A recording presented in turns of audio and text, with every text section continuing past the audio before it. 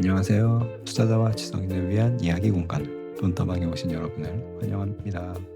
2월 달에 설 연휴가 있어서 그런가 분양 공고가 많이 올라오지 않아서 오랜만에 찾아뵙는 것 같습니다. 오늘 영상에서는 부천에서 분양하는 아파트죠. 쌍용 더 플래티넘 온수역에 대해서 한번 다뤄보려고 합니다. 그럼 시작하겠습니다. 네, 아파트 간단하게 어떤 아파트인지 보고 가겠습니다. 자, 위치는 부천시 괴안동에 있는 아파트고요. 네, 괴안 3D 구역 재개발로 공급되는 아파트입니다. 세대수는 총 759세대가 분양을 합니다. 이 중에 230세대, 한 3분의 1 정도가 일반 분양에 나서고요. 이번 일반 분양으로 나오는 평형은 5구와 8사가 나오게 됩니다. 이 중에 5구가 주력입니다. 네, 바로 확인해 보겠습니다. 자, 230세대 중에 8사는 고작 4개밖에 안 되고요. 나머지 226개가 전부 다 5구입니다. 근데 이 아파트는 평형을 보면 종류가 많아요. 36도 있고 41도 있고 74도 있고 84A도 있습니다. 네, 이런 것들은 전부 다 기존 조합원들이 가져갔다고 보시면 되고 임대나 조합원들이 가져갔다고 봐야 되겠죠. 네, 그래서 84B에서만 4개가 나왔고 5구B는 거의 다 일반 분양 나왔습니다. 5구A도 많은 물량 한 300세대를 조합원이 가져갔다라고 보시면 될 것 같고요. 청약 일정은 이렇습니다. 네, 설 연휴가 끝나고 그 다음 주부터 2월 23일부터 매공급 청약을 시작으로 3일간 진행이 되니 참고하시면 되겠습니다. 자, 동 배치도를 한번 가져와 봤습니다. 네, 총 6개 동으로 구성이 되어 있고요. 자, 딱 보셨을 때 어느 동이 가장 좋아 보이십니까? 네, 이럴 때는 TV라면 TV고 아니면 아닌데 큰 평수, 네, 이런 84, 네, 84가 있는 동이 가장 좋은 동이라고 보시면 되겠습니다. 조합원 배정동이잖아요. 그러니까 제일 좋은 곳을 줬겠죠. 네, 106동이 왜 제일 좋냐? 여기 도로, 메인 도로, 경인로죠. 경인로, 경인선 철길. 네, 이 두 곳과 어느 정도 떨어져 있죠. 네, 거리가 떨어져 있기 때문에 소음과 이런 분진에서 조금 자유롭고 여기 온수역이 이쪽에 있는데 역과도 그렇게 멀지 않죠. 역과도 그리 멀지 않기 때문에 가장 좋은 동이라고 생각이 듭니다. 105동 같은 경우는 요 철도 소음의 직방이겠지만 그래도 역과는 가장 가까운 동이기 때문에 메리트가 있지 않나라는 생각이 들었고요. 다른 동들은 그렇게 특별히 장점은 없는 그냥 그저 그런 위치에 있다라고 생각이 들었습니다. 자, 부천의 부동산 상황, 매매 가격 지수 변동률을 한번 보고 가겠습니다. 파란색이 서울입니다. 네, 파란색이 서울이고 그다음에 주황색이 경기도 평균. 그리고 요 세 개, 초록색, 분홍색, 보라색, 이게 부천시 세 개 구의 가격 변동률입니다. 보시면 아시겠지만 요 초록색이 제일 높죠. 초록색이 원미구, 네, 원미구가 제일 높고 그 다음이 요 빨간색 소사구, 제일 낮은 게 요 오정구 되겠습니다. 그래서 부천의 상승률을 전체적으로 보면 이 노란색인 경기도 평균보다 낮아요. 잘 나간다는 원미구도 평균보다 비슷하거나 좀 낮은 모습을 보여주고 있죠. 그리고 부천 내에서는 원미, 소사, 오정구 순서대로 가격 상승률이 나타나고 있고요. 이런 걸 봤을 때 아직 부천시 같은 경우는 이 부동산 상승장, 갭매우기 장세라고 하는데 요즘 그런 모습이 보이지 않는다. 네, 상승률이 거의 0이잖아요. 거의 0 붙어 있기 때문에 아직 봄이 오지 않은 느낌이다라는 걸 알 수가 있습니다. 자, 자격이나 규제 살펴보고 가겠습니다. 네, 공고 현재 부천시 거주자면 당해 지역 혜택을 받으실 수 있고요. 수도권 거주자 청약은 가능합니다. 네, 청약 가능한 이유 참고하시고 비규제 지역 중요하죠. 그리고 재당첨 제한 없고 전매 1년, 실거주 없고 이렇게 보시면 되겠고 입주 시기는 2028년 10월이고 중도금 대출 60% 나옵니다. 이자 후불제고요. 계약금이 5%예요. 계약금이 5%라서 좀 부담이 좀 적은 것 같아요. 그리고 비규제 지역이라서 추첨제 물량이 더 많습니다. 추첨제 물량이 60%, 가점제가 40%니까 청약 생각이 있으시다면 가점이 낮아도 한번 해보셔도 좋을 것 같습니다.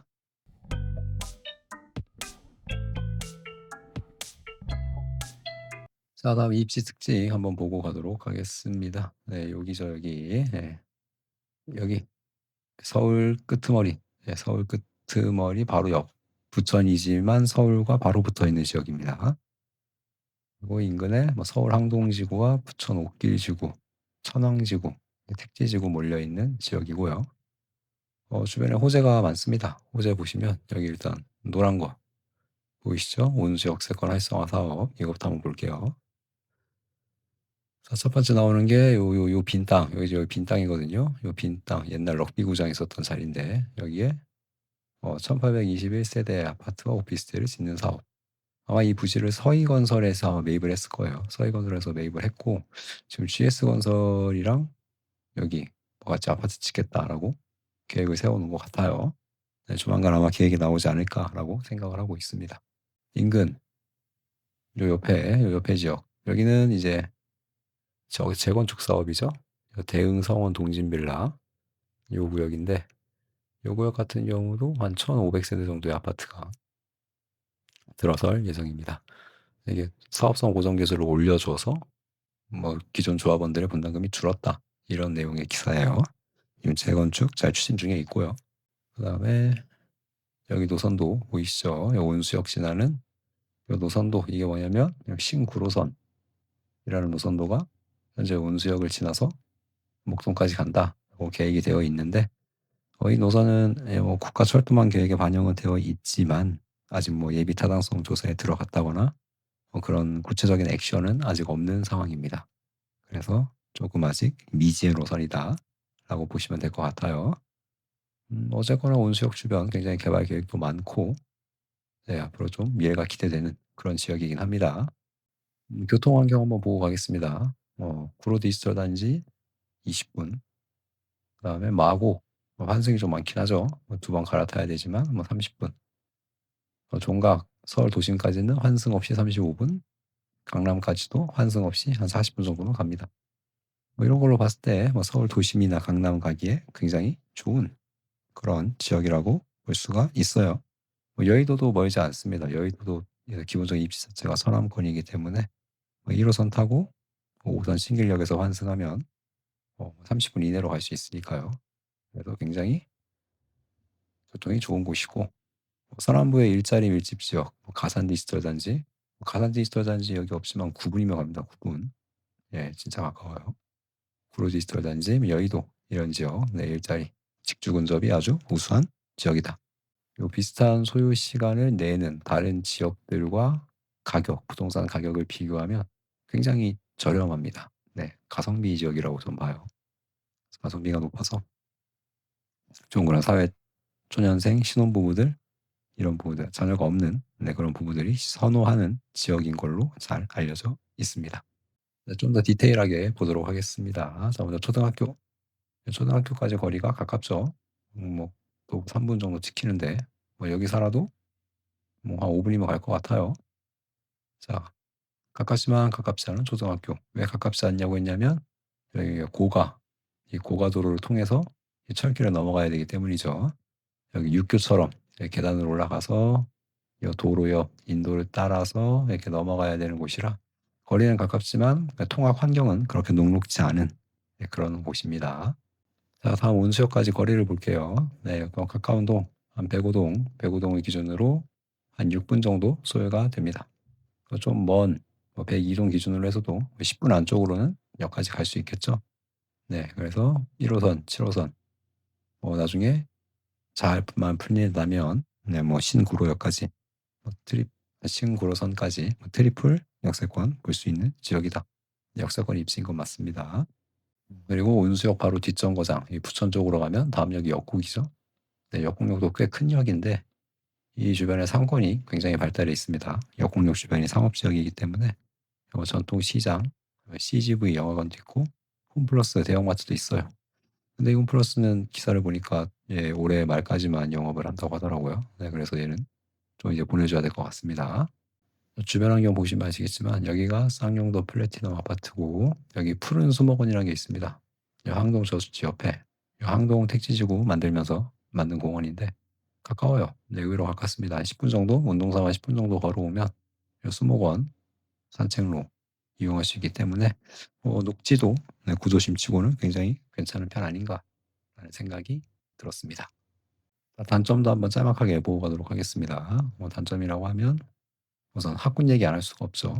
예, 초등학교는 가깝지만 중고등학교는 좀 거리가 있는 편이고 그다음에 이 부천 구도심 지역이 학군으로는 그리 내세울 만한 게 없죠. 네, 그렇기 때문에 조금 학령기 아이가 있다면 좀 망설여질 수 있다라는 거.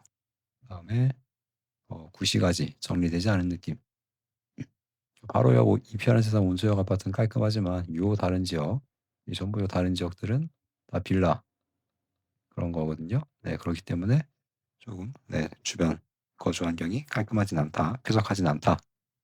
마지막으로 서울 온수 일반 산업단지 공장이에요, 공장. 예, 산업단지 공장이고 실제로 돌아가는 공장들이 많아서 이 지역 주변에 가면 좀 냄새가 좀 날 때가 있습니다. 예, 그런 게 좀 약간 단점이지 않을까라고 생각을 해봤습니다. 분양가 한번 보고 가야 되겠죠. 분양가 중요하죠. 자, 84 B타입 기준 11억 3,700만 원. 네, 고층입니다. 네, 고층 기준이고요. 59A는 8억 9천. 네, 이것도 고층 기준 8억 9천이고 59B는 얘도 고층 기준 8억 7천 정도 나왔습니다. 이게 층이 비슷한데 가격이 다른 거 보니까 아무래도 네, 59A가 평형 이게 좀 좋은 것 같아요. 아직 평형 그 평면도는 안 나와서 확인을 못 해봤는데 아마 얘가 좀 판상형이지 않을까 하고 예상을 한번 해보게 됩니다. 자, 그리고 이어서 보면 네, 발코니 확장 옵션 넣어야 되겠죠? 발코니 확장이 좀 비싸요. 이게 59가 3천만 원, 84가 3,700이더라고요. 좀 많이 받는 것 같아요. 비싸고 옵션 넣어야 되고 이런 식으로 계산을 하면 84는 12억 원 기본으로 깔고 가야 될 것 같고 59도 한 9억 중반 여기에 플러스 알파는 중도금 이자죠. 중도금 이자 84 기준으로 계산을 해보면 3% 금리로 잡고 계산해보면 한 1억 9천만 원 정도? 예, 5구는 1억 9천 나오고 84는 한 이거보다 훨씬 비싸죠. 예, 그러니까 한 3천만 원 가까이 나올 것 같습니다. 그 정도는 잡으셔야 된다. 그럼 이 분양가가 적절한지 한번 따져보도록 하죠. 네, 가장 비교가 될 아파트는 이 옆에 있는 이 아파트죠. 네, 비교가 될 수밖에 없습니다. 이 편한 세상 온수역. 이 아파트는 이제 한 7년 정도 됐습니다. 2020년 입주했고 네, 1000세대 정도 되는 대단지 아파트고요. 입지적으로 보면 온수역과 조금 더 가깝습니다. 네, 온수역과 한 블록 정도 좀 더 가까운 그런 좋은 입지다라고 볼 수 있어요. 진짜 서울역 아파트죠. 네, 여기가 서울이니까 진짜 바로 옆에만 가면 서울입니다. 가격을 한번 볼게요. 가격을 보면 네, 5구의 경우 한 8억 4천만 원 정도 나와 있는 상황이고 33평 84의 경우 지금 한 9억 4,500 정도가 찍혀 있는 상황입니다. 호가는 84가 10억 한 중층 이상 매물로 10억 이상 나와 있고 5구는 한 8억 5천 정도에 나와 있는 상황이었습니다. 그러면 쌍용도 플래티넘 온수역과 비교를 해보면 12억과 9억 5천 그다음에 9억 5천과 8억 4천이죠. 네. 그래서 이거 좀 비율로 봤습니다. 비율로 비교해 보니까 33평 같은 경우는 한 120에서 126% 그러니까 쌍용도 플래티넘 온수역이 이 온수역 이편한 세상보다 20에서 26% 분양가가 비싸다는 거죠. 5구 같은 경우는 같은 계산으로 봤을 때 111에서 113, 그럼 11에서 한 13% 정도만 더 비싸다. 거의 차이가 2배죠. 이게 굉장히 좀 비싸게 나왔다라고 볼 수가 있습니다. 그래서 제가 봤을 땐 아하 5구가 가성비가 진짜 좋구나. 예, 5구가 진짜 좋고 분양가 이렇게 정한 이유가 어차피 84는 4세대밖에 안 되기 때문에 이거는 그냥 살 사람 그냥 사세요 이런 느낌. 안 팔려도 그만입니다. 예, 어차피 오랫동안 안 팔려도 상관없어요. 이렇게 해서 그냥 막 지른 것 같고요. 이 5구가 진짜 분양가 같은데 5구가 잘 나왔어요. 네. 연식 한 8년 차이, 얘는 2028년 입주니까 한 8년 차이밖에 안 나는데 가격 차이가 한 10% 초반대밖에 안 낸다.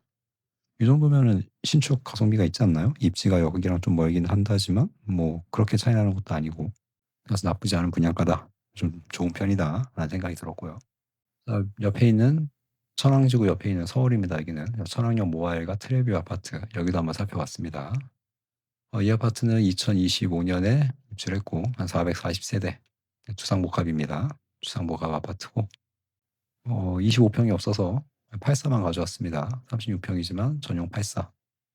분양권이 3억 10억 4,500에 거래가 됐네요. 근데 이 아파트의 분양가는 비싼 거 기준으로 해서 제일 비싼 게 거의 11억 원이었어요. 그래서 좀 오랫동안 안 팔렸죠. 미분양이 좀 오래 갔던 그런 아파트입니다.